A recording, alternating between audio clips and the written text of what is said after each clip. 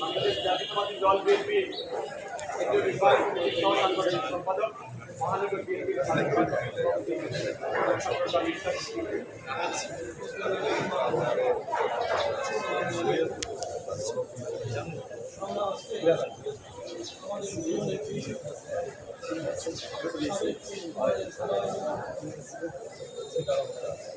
বাংলাদেশের অভিভাবক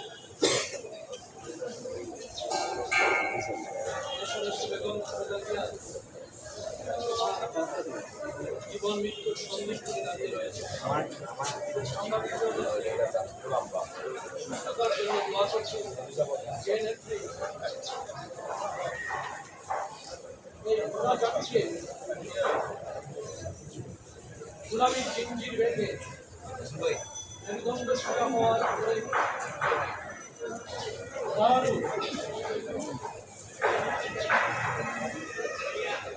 শক্তি বারবার জুগিয়েছেন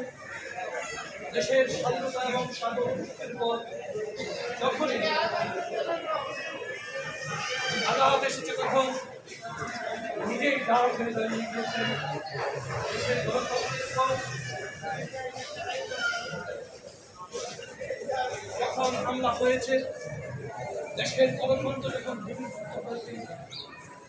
অবরুদ্ধ হয়েছে সেই অবরুদ্ধ গণতন্ত্রকে ফিরিয়ে আনার জন্য বারবার বিভিন্ন সময় বিভিন্ন রাস্তায় থেকে দাঁড়িয়েছেন, সাহস দেখিয়েছেন, জাতিকে নেতৃত্ব দিয়েছেন। বিগত ১৭ বছর এই দেশের নেত্রীর উপর তার পরিবারের উপর এখনো কোনো নির্যাতন হয় নাই।